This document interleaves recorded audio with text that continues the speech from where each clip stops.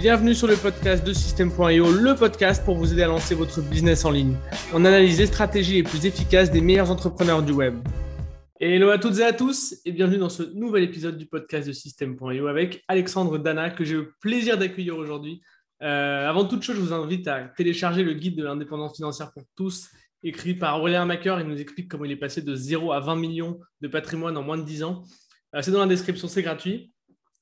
Une fois que ça s'est dit, donc ça c'est bien. Comment ça va, Alexandre? Écoute, ça va très bien. Merci beaucoup pour l'invitation, Antoine. Je t'en prie, ça me fait super plaisir.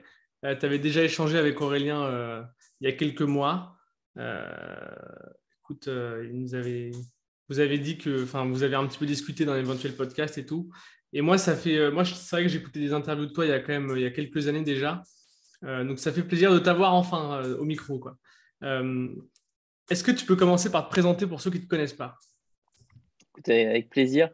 Je m'appelle Alexandre Dana, donc j'ai bientôt 34 ans. Je suis le fondateur de Live Mentor, qui est devenu l'organisme de formation leader en France sur la création d'entreprise. On ne fait que ça, on ne fait que former des entrepreneurs. Il y a des organismes de formation qui font des formations en nutrition, en esthétique, en mécanique, sur plein de sujets différents. Nous, on forme uniquement les créateurs et les créatrices d'entreprises et on en forme 2000 chaque mois, 2000 Ah oui. personnes qui viennent suivre une formation pour progresser en marketing, en vente, en réalisation de leur business plan. Et on a aujourd'hui donc un catalogue de 15 formations, toutes de 3 mois, toutes 100% en ligne et qui reposent toutes sur l'accompagnement par un mentor. Et toutes ces formations sont éligibles au financement Pôle emploi et CPF. Ok. Avant de parler de Live Mentor, j'ai un petit peu envie de savoir, même si tu l'as déjà évoqué dans pas mal d'interviews rapidement, comment tu en es devenu, toi, à monter Live Mentor? Je sais qu'il y a eu beaucoup de... Voilà, ça n'a pas du tout été un parcours simple. Est-ce que tu peux rappeler un petit peu ton parcours là-dessus? Écoute, moi, j'ai jamais été salarié de ma vie, j'ai jamais signé un contrat de travail. J'ai été un peu terrorisé à l'idée de trouver un métier, peut-être parce que dans ma famille, le salariat, mais aussi l'entrepreneuriat, c'est pas quelque chose euh, de, dont on discutait à table. Ma mère était artiste de cirque, elle était trapéziste, mon père était psychiatre et est toujours psychanalyste. Donc, euh, aller chercher un CDI euh, dans le monde du marketing ou dans le monde de la banque ou dans le monde de l'assurance ou en tant que consultant, ça me terrifiait. Ok. Ça me terrorisait profondément. Et donc, quand j'ai eu 19 ans et qu'il a fallu faire des études supérieures, j'ai choisi ma voie un peu complètement par hasard, avec un niveau de conviction proche de zéro. J'étais assez malheureux, mais j'ai découvert l'enseignement. J'ai découvert les cours particuliers et j'ai adoré ça. J'ai adoré transmettre quelque chose. À l'époque, c'était des mathématiques, de l'économie. Je donnais aussi parfois des cours de préparation aux entretiens de personnalité. Tu sais que quand Ouais. on postule à certaines écoles, on doit passer des entretiens. Ouais. Donc, de 19 à 23 ans, je me suis créé cette activité en parallèle de mes propres études supérieures de prof particulier. Mais là où mes copains, copines donnaient quelques heures par semaine, moi, j'ai commencé à donner 20, 30 heures par semaine de cours particuliers. Donc, c'était quasiment une Plein activité temps, à temps quoi. plein. Pourquoi tu Ouais, faisais en plein temps. autant? Parce que j'adorais ça. Ok. J'adorais ça. Alors, il fallait aussi que je dégage de quoi me payer Ouais. mon loyer. La vie à Paris, ça coûte très cher quand tu es étudiant. Mais profondément, c'est que j'adorais ça. J'adorais cette liberté. Je ne m'en rendais pas compte à l'époque, mais j'étais déjà à mon compte. J'avais un statut d'ailleurs de micro-entreprise. Et puis, un jour, quelqu'un m'a contacté pour un cours à distance. Quelqu'un qui habitait à côté d'Annecy. Et là, on est en 2010 Ouais. et je donne mon premier cours sur Skype. Aujourd'hui, en 2022, Oui. 12 ans plus tard, ça semble naturel de faire la visioconférence. Je peux te dire qu'en 2010, personne ne faisait ça. Et je trouve ça incroyable. En octobre 2010, quand je donne ce premier cours, je me rappelle, il pleut, je regarde la fenêtre de la chambre de chez ma mère où je donnais les cours, et je me vois qu'il pleut dehors, et je me dis, tu te rends compte, si la personne avait été sur Paris, tu aurais dû te déplacer sous la pluie, rentrer complètement trempé. Et là, tu as pu donner des cours à distance, partager des ressources. C'est incroyable. Et c'est là que l'idée de Live Mentor est née, l'idée de faire de l'éducation en ligne. Et puis ensuite, il y a eu plein d'itérations pour finalement, en 2016, 6 ans après le premier cours particulier sur Skype, 6 ans après, on a lancé notre première formation en ligne pour entrepreneurs. Et on a véritablement trouvé notre modèle, on a véritablement trouvé ce qui a permis à Live Mentor d'exister, de décoller. Toutes les 6 premières années sont des années qui ont été très difficiles.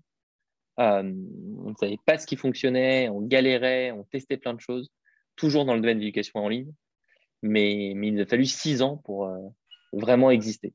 Vous avez fait quoi pendant 6 ans entre le moment où tu as commencé toi et le moment où vraiment tu as construit Live Mentor, qui est aujourd'hui encore, même si ça a dû un petit peu changer, qui est aujourd'hui le modèle que tu as choisi? Écoute, pendant 6 ans, on a testé plein de manières d'apprendre et de former en ligne. On a testé des cours collectifs, on a testé des cours individuels, on a testé des cours dans plein de matières différentes. On a eu à une époque un système de mise en relation. On avait d'un côté 10 000 profs et des milliers d'élèves. On faisait de la mise en relation entre ces deux populations. Et c'était des apprentissages. Et par exemple, on a appris que dans l'éducation, il faut faire une expérience qui est très contrôlée.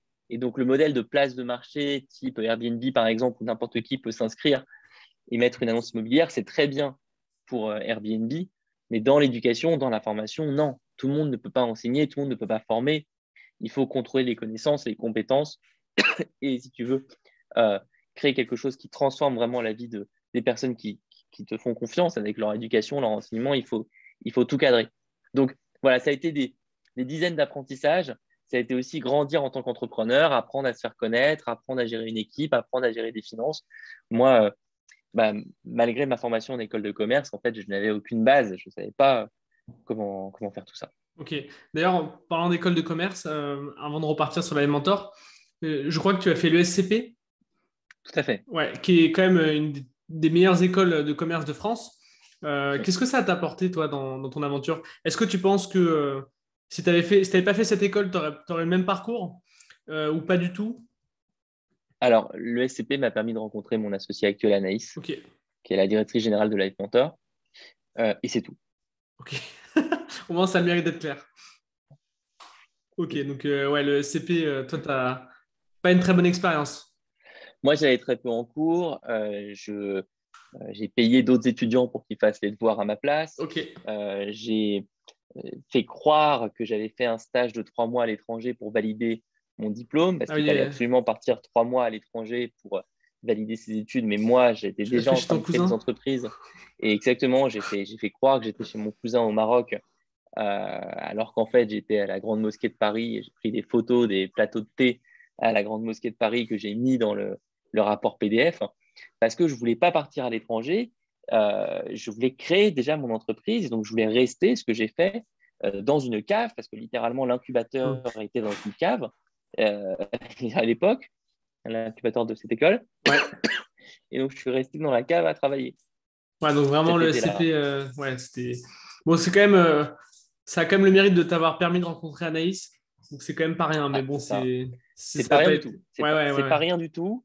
C'est pas rien du tout. Et c'est en fait euh, le, la force de ces écoles aujourd'hui, c'est le réseau. Et le drame, c'est on a plus de mal à avoir ce réseau si on ne vient pas de grande école. Et donc, c'est pour ça que moi, je me bats au sein de Live Mentor pour créer une communauté, pour créer des rencontres entre les personnes qui suivent nos formations. Donc, on a un groupe Facebook privé dans lequel il y a toutes les personnes qui sont formées chez nous, mais il y a aussi des événements en ligne Ok. tout le temps, chaque mois, où on réunit la communauté et on permet aux gens de se présenter, on leur permet de partager leurs peurs, leurs réussites, leurs enjeux, de sorte à créer ce lien, cette communication constante qui permet d'avancer et de ne pas se sentir seul.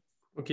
Donc si je comprends bien, tu es passé d'un modèle de cours un petit peu académique à un modèle de cours pour en fait finalement créer des business, créer des boîtes. Absolument. Ok. C'est quoi, quel a été le déclic de ton côté pour faire ce pivot qui est quand même, bah, c'est quand même pas rien, quoi. Écoute, le déclic, il s'est fait en 2016. En 2016, on se rend compte que on veut faire de la formation en ligne, donc une expérience qui est très encadrée, 2, 3 mois, et on se pose la question, mais sur quelle thématique on va faire ces formations? On ne veut plus faire sur tout et n'importe quoi. Parce que moi, j'ai connu un site, Ouais. mon site, où on pouvait prendre un cours d'échecs, un cours de maths, un Ouais, cours de ouais. gestion. Il y a tout, C'était quoi. beaucoup trop large. Et on s'est dit non, il faut qu'on se centre sur une seule chose. Et c'est vrai que ces années entrepreneuriales, ces années difficiles, ces années de 2012 à 2016 où on a dû tout apprendre nous-mêmes, on s'est dit, mais si seulement il y avait eu quelqu'un pour nous aider. On ne doit pas être les seuls. On ne doit pas être les seuls à lutter pour créer une entreprise. Il doit bien avoir d'autres personnes qui rencontrent les mêmes difficultés. On s'est dit, OK, on va servir ces personnes-là et on va créer un nouveau modèle. Ouais, c'est sûr. Donc là, tu passes sur Live Mentor. Est-ce que directement, vous avez recruté des mentors pour assurer les cours et vraiment mentorer les participants, puisque c'est quelque chose qui, je le crois, est important chez vous. Je n'ai jamais suivi de cours chez vous, mais de ce que j'ai Au entendu, début, voilà, les mentors, ouais. Ouais, je te laisse, vas-y. Ouais. Au début, j'ai tout fait moi-même. Je voulais tout Ok. tester, tout contrôler. Donc, au début, j'étais le seul mentor. Et donc, je prenais 20 élèves le premier mois, 35 élèves le deuxième mois, 50 élèves le troisième mois. Et je faisais ça nuit Matin et au jour soir. quasiment. Je faisais ça tout le temps, tout le temps, tout le Ouais. temps. Je voulais tout contrôler, savoir dans quel ordre les cours devaient être donnés, quel était le bon équilibre entre les cours collectifs et les cours individuels. Et puis ensuite, effectivement, on a commencé à recruter des mentors. Et aujourd'hui, on travaille avec une centaine de mentors en freelance pour accompagner toutes les personnes qui suivent nos formations. Et moi-même, je continue d'accompagner quelques personnes chaque mois, parce que je pense que c'est très important que le fondateur de l'entreprise reste connecté au métier, reste connecté à ce qui se passe vraiment dans le dur. Ouais. Ça, c'est un conseil que j'ai lu dans un livre dont tu as parlé avec mon CEO Aurélien Macaire. C'est Learning to Scale. Et j'ai vu Ouais. dedans que c'était important pour un CEO de rester au contact du terrain. Je ne sais pas si c'est là, ce que tu me dis là, tu le tiens de ce livre ou si ça vient d'autre part. Ce livre en parle, Ouais. effectivement. Après, pour le coup, moi, j'ai toujours eu ça en moi Ok. parce que j'adore enseigner. Moi, mon problème a été plutôt d'apprendre à déléguer, Ok. donc à lâcher. Euh, mais effectivement, le livre que tu mentionnes, donc Learning to Scale, rédigé par une personne avec qui j'ai travaillé en Ok. tant que coach, Régis Medina, est un livre qui décrit la philosophie de Toyota, une Ouais. entreprise japonaise euh, qui est réputée pour son niveau de qualité incroyable. Et Toyota est connu pour avoir un système d'organisation en interne très développé, très travaillé, très pensé, avec notamment la pratique de ce qu'on appelle le Gemba, Gemba. Le Gemba, c'est cette routine pour le dirigeant de l'entreprise Toyota de visiter, d'aller voir comment sont faites les voitures, d'aller dans l'usine, dans la chaîne de production, au plus près de là où sont conçues les carcasses de voitures, les systèmes d'information, etc. Ok. Ça marche.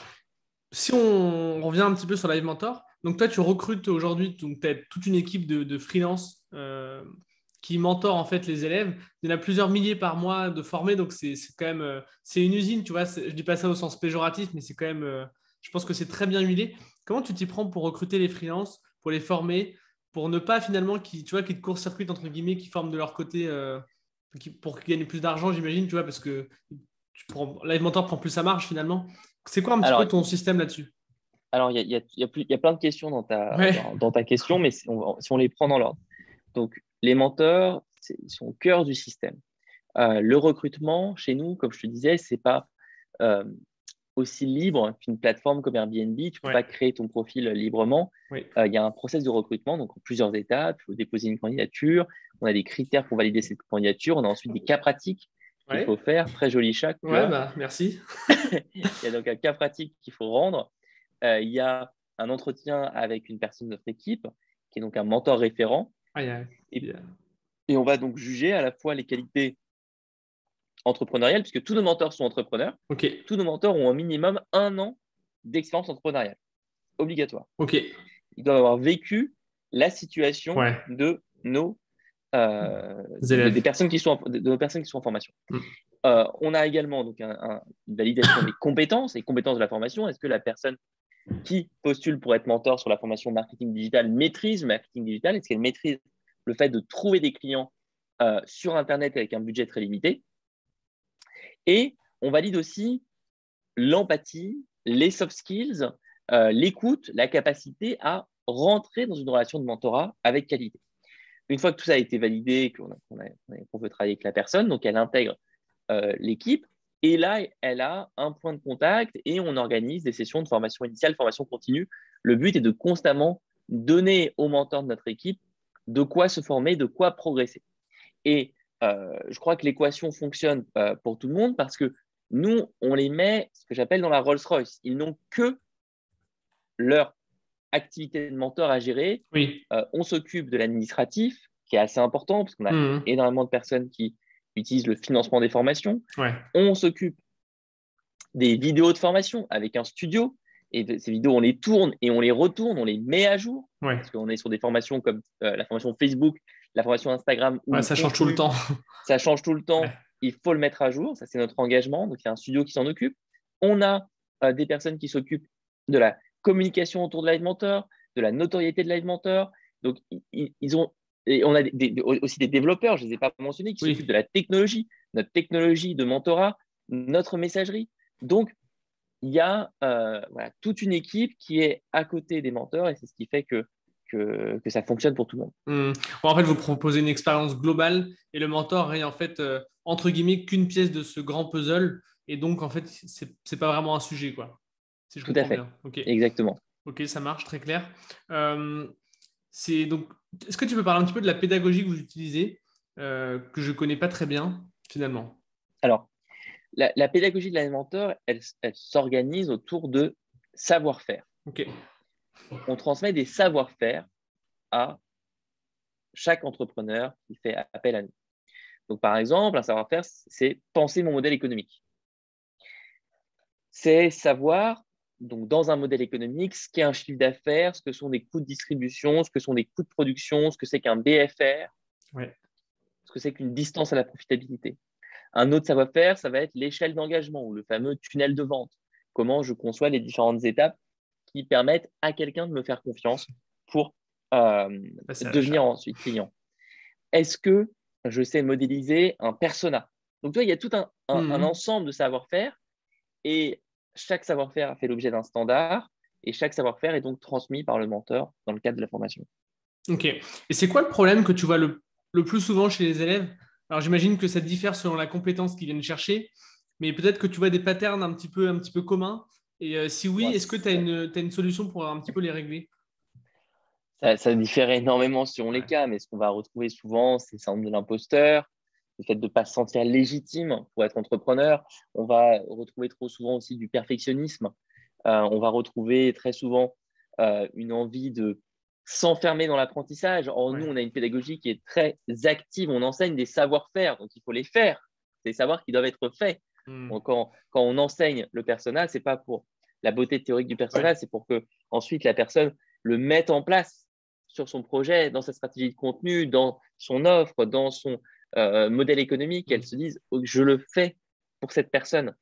Et donc, on pousse beaucoup à l'action et un point de blocage peut être l'inaction, peut être justement la difficulté à passer à l'action. Et c'est là où c'est le rôle de notre équipe, c'est notre rôle en tant que mentor que d'écouter et de repousser la personne, de lui montrer un autre chemin pour y aller et vraiment agir.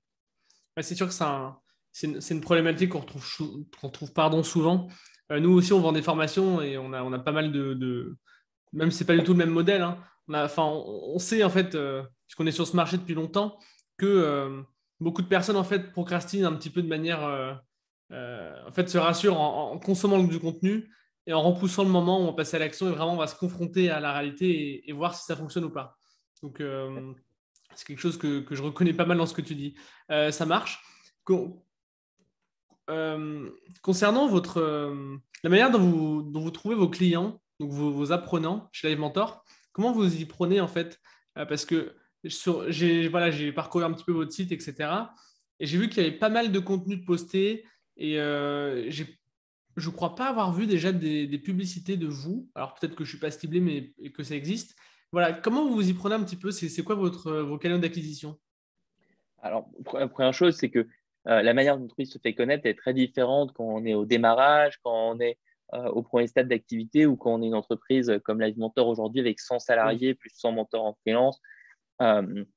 Nous, on a ce qu'on appelle aujourd'hui une communication qui est diversifiée. C'est-à-dire qu'on a à la fois des personnes qui nous découvrent via Google, des personnes qui nous découvrent via bouche à oreille, des personnes qui nous découvrent via notre magazine Odyssée, des personnes qui nous découvrent via notre premier livre, La méthode Live Mentor, des personnes qui nous découvrent via notre deuxième livre, Entreprendre et surtout être heureux, qui traite du burn-out chez les entrepreneurs, des personnes qui nous découvrent via notre carnet du temps, qui est un carnet de 200 pages pour mieux gérer son calendrier, pour mieux gérer ses priorités, des personnes qui nous découvrent via notre chaîne YouTube, des personnes qui nous découvrent via notre newsletter, des personnes qui nous découvrent via des partenaires.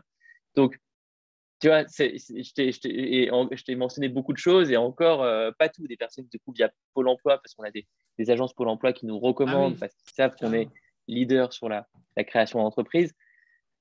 Ça fait beaucoup de choses. Je pense qu'au cœur de la boîte, depuis le début, il y a l'idée d'être généreux en contenu, comme tu l'as dit, et de se dire, en fait, la clé chez nous, c'est le mentorat. C'est ce qu'il y a dans les formations. Et cette clé, il faut l'expliquer en dehors, il faut expliquer l'importance d'un bon mentor et il faut aussi donner du contenu pour que les personnes puissent déjà avancer seules, sans avoir besoin de s'inscrire à une formation. Donc, on donne beaucoup de contenu, du contenu qu'on veut d'une qualité la plus forte qui soit, aussi forte que le contenu des formations. Ça, c'est essentiel. Et on a créé du coup toute une organisation en interne pour produire tout ce contenu. Ok, ouais, donc c'est principalement de l'inbound marketing avec beaucoup de contenu publié et finalement des personnes qui arrivent parce qu'en fait, ils vous connaissent et ils connaissent la réputation en fait, de l'entreprise. Exactement. Ok. Et comment vous faites donc là, tu mentionnais tout à l'heure des chiffres, plusieurs milliers d'apprenants par mois. Ça m'a un peu choqué, tu vois, c'est énorme en fait. C'est énorme. Comment vous êtes organisé là-dessus? C'est-à-dire que, imaginons si tu vois, peut-être que ça n'arrive pas, mais s'il y a un pic de nouveaux élèves qui arrivent, comment vous faites? Parce que le processus de recrutement est hyper exigeant, donc un petit peu chronophage, j'imagine. Alors, C'est quoi un petit peu votre modèle? On limite les places. On limite les places chaque mois parce qu'effectivement, on veut lisser au maximum l'activité. On veut éviter les pics comme ça. Et donc, c'est un travail effectivement d'analyse statistique, de chiffres pour, dans des tableaux Excel, se dire, OK, combien de places sont ouvertes ce mois-ci? Combien de personnes commencent leur formation? Est-ce qu'on a les mentors associés? C'est un vrai travail qui demande de la vigilance surtout et des personnes très analytiques. Et ça, on a la chance d'avoir recruté une équipe de personnes à la fois sur le département des mentors, mais aussi sur le département qui gère les inscriptions, des gens qui sont la tête dans les tableaux un peu tout le temps et qui communiquent bien entre eux pour se synchroniser. Ok, ça marche. J'aimerais qu'on parle un petit peu de ton nouveau livre qui est sorti en janvier, donc c'est plus si nouveau puisqu'on tourne fin avril. Pourquoi avoir écrit un deuxième livre? Puis après, j'ai envie qu'on parle un petit peu de ton process d'écriture, parce que c'est intéressant, on a dans notre audience des personnes qui écrivent des livres, donc ça pourra les intéresser. Écoute, avec plaisir. Donc moi, j'ai écrit effectivement mon premier livre, La méthode Live Mentor en 2019. Il a été publié en mars 2020, juste avant le premier confinement. J'avais une séance de dédicace qui était prévue à la FNAC qui a été annulée. Dommage. Parce que c'était le premier jour du confinement. Dommage. Et ce livre, ça a été un grand plaisir. Il a trouvé son public. C'est important pour un auteur. Donc, il y a 12 000 exemplaires de ce livre qui ont été écoulés, ce qui est déjà assez notoire dans la catégorie entrepreneuriat. Et puis surtout, c'était un plaisir d'écriture où je me suis vraiment tu t'es épanoui, quoi. Épanoui. Je me suis plongé dans ce projet sans aucune retenue. Et cet été, l'été dernier, donc l'été 2021, j'ai regardé en arrière et je me suis dit, tu as fait un très bon livre sur la pédagogie Live Mentor. Tu as un livre parfait pour quelqu'un qui monte une entreprise, pour lui donner les différentes étapes qu'il ou elle va rencontrer, mais tu n'as pas parlé de ce qui se passe dans la tête. Tu n'as pas parlé des problèmes émotionnels qu'on rencontre sur le chemin entrepreneurial. Or, je suis moi-même entrepreneur depuis 10 ans, j'ai moi-même connu 2 burn-out et je sais que ça arrive. Et je suis aussi en contact avec plein d'entrepreneurs de tailles très différentes, des gens qui font 100 000 euros de chiffre d'affaires, des personnes dans entreprises qui font plus d'1 million d'euros, voire plus de 10 millions d'euros de chiffre d'affaires et qui sont aussi en situation de burn-out. C'est pas une question de chiffre d'affaires. On peut tomber émotionnellement, quel que soit le stade de développement de la boîte. Et c'est là où je me suis dit, en fait, il y a un tabou, personne n'en parle. il y a un tabou sur le burn-out des entrepreneurs. Il n'y a pas de littérature de qualité sur le sujet parce que toute la littérature sur le burn-out est très centrée salarié, la relation avec le manager, la pression des objectifs, la perte de sens quand on travaille dans une grande boîte. Je voulais être le premier à traiter ce sujet tabou. Et donc, je l'ai fait avec entreprendre et surtout être heureux. Ok, ça marche. C'est top. Je pense qu'on va le mettre dans la description. Je pense, mais en fait, c'est sûr. Euh, c'est quoi ton process quand tu écris un livre? Est-ce que tu as peut-être des rituels de travail? Tu vois, j'ai lu un livre de Stephen King, je ne sais plus comment il s'appelle, mais où il explique un petit peu comment il écrit. Et tu vois, je sais il a parfois des rituels. Est-ce que toi aussi, c'est ton cas? Est-ce que tu as des méthodes, des Alors, conseils, moi, n'importe quoi? moi, il y a un blog que j'adore qui s'appelle Daily Routine. Tu pourras Ok. mettre le lien dans Ouais. le. Tu veux que je te donne le lien dans le Ouais, je suis en train de descriptif? le chercher là. DAILY et routine.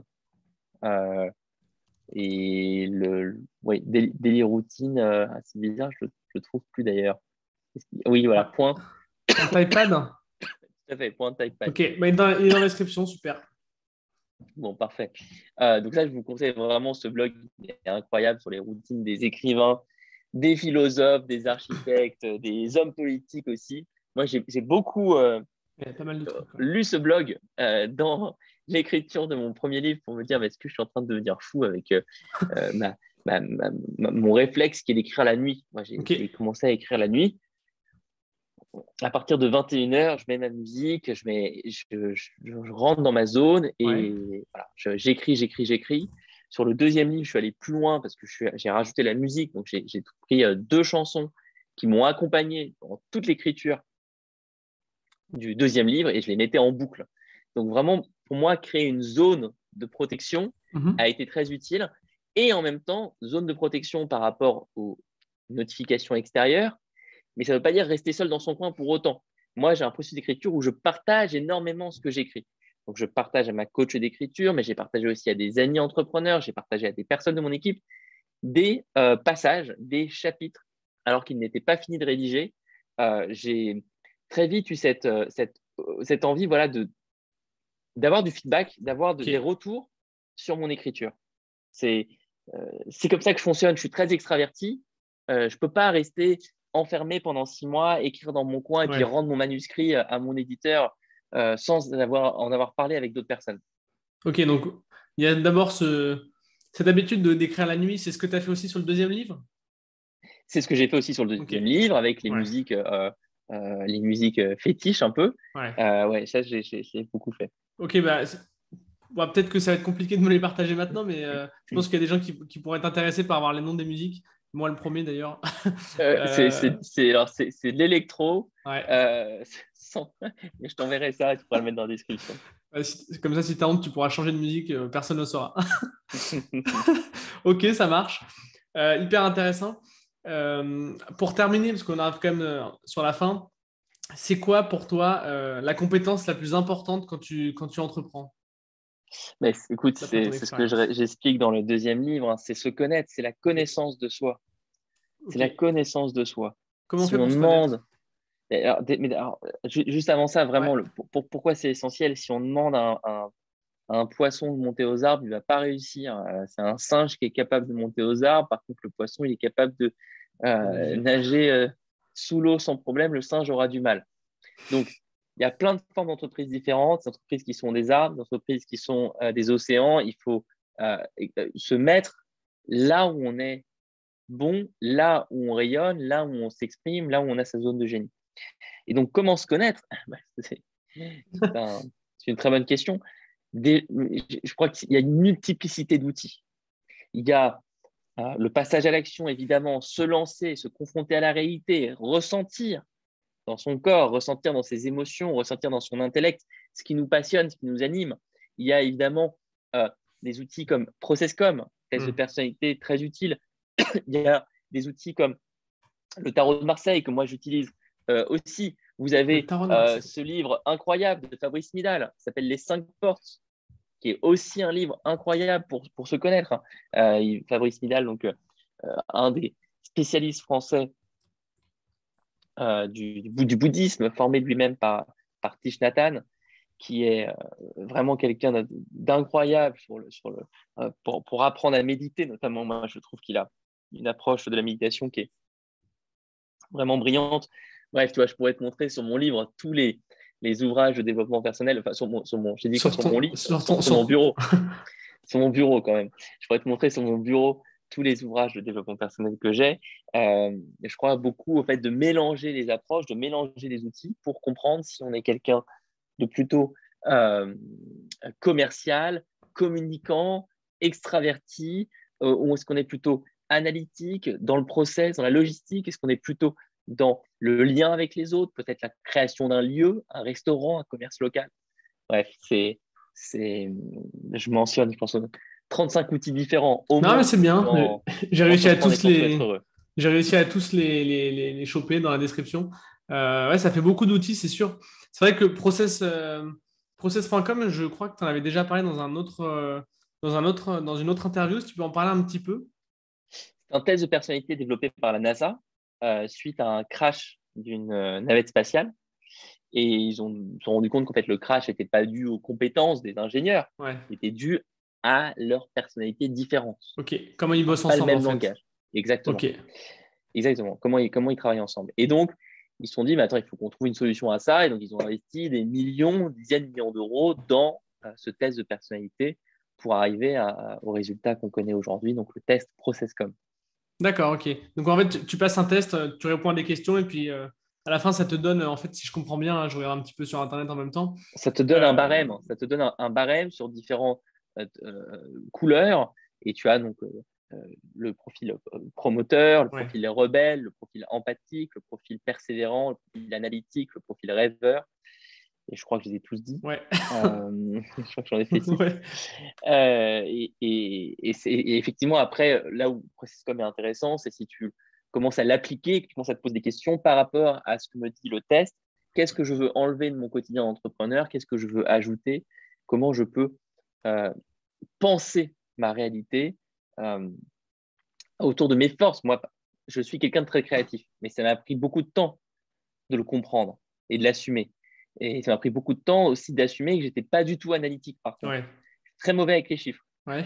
Ok. Je n'ai jamais autant pris du plaisir dans mon rôle d'entrepreneur, j'ai jamais autant apporté à Live Mentor que quand j'ai été radical dans l'application de ces découvertes.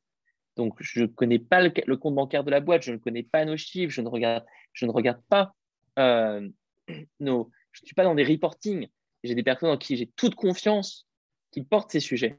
Et moi, à Ok. l'inverse, j'écris des livres, je lance un magazine, je lance bientôt un jeu de cartes dédié aux entrepreneurs, projet sur lequel j'ai vraiment envie de mettre beaucoup d'énergie d'ici la fin de l'année. Je lance des nouveaux programmes, des programmes d'accompagnement premium pour des entrepreneurs qui ont déjà passé le cap de la rentabilité. Voilà, je suis dans la nouveauté, je passe d'un projet à l'autre parce que je tire mon énergie de cette multiplicité.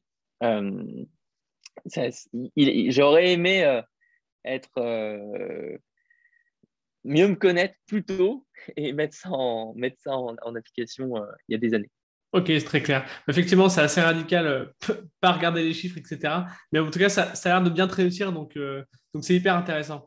Avant de terminer, c'est quoi la suite pour toi? Là, tu disais que tu avais lancé un jeu de cartes, tu proposes d'autres programmes. C'est quoi un petit peu la Ouais, suite à 5 ans pour toi? écoute, la suite de Live Mentor, c'est d'essayer d'accompagner les personnes conformes le plus longtemps possible. Et nous, on a un enjeu, c'est que ces personnes viennent à différents stades de développement. Et donc aujourd'hui, on a des formations qui sont parfaites pour les personnes qui sont soit au stade de l'idée, soit qui viennent de se lancer et qui ont besoin de trouver suffisamment de clients pour en vivre. Et on a une demande forte de notre communauté de lancer des programmes d'accompagnement plus avancés pour des personnes qui sont déjà Ouais. rentables et qui se posent de nouvelles questions. C'est quoi ma stratégie maintenant? Comment je recrute? Comment je délègue? Et donc, on travaille dessus pour le proposer, je pense, à partir de l'été, j'espère, à toutes les personnes de notre communauté qui sont dans cette situation-là. Je peux Ok. vivre de ma boîte, je sais que je pourrais en vivre toute ma vie, mais j'ai peut-être plus aucun temps pour moi, je ne sais pas comment la faire grandir indépendamment de mon temps, par exemple. Ok, donc ça va être ouais, le même public, enfin le même public, la même typologie de public, mais en fait développer le panel d'offres finalement Tout à fait. pour aller plus loin dans l'échelle de développement. Ça marche. Où est-ce qu'on te retrouve si jamais les gens veulent suivre ton aventure? Écoute, le site livementor.com, Ok. c'est le plus simple. Sur le site livementor.com, dans le magazine Odyssée où j'écris tous les mois. Ok. J'écris tous les mois l'article de cadrage où j'explique pourquoi on a choisi ce numéro. Le numéro là, qui va sortir est sur la créativité en partenariat avec Traverse de My Little Paris. Le prochain numéro, ça sur l'argent, le thème de l'argent. Intéressant.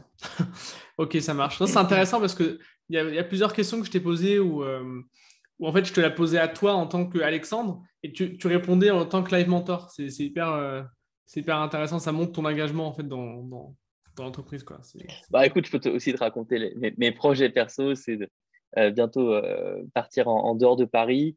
J'ai été nomade pendant 2 ans. Là, je suis revenu habiter à Paris et bientôt, j'aimerais être à cheval entre deux villes, peut-être Chambéry la moitié du temps et Paris le reste du temps.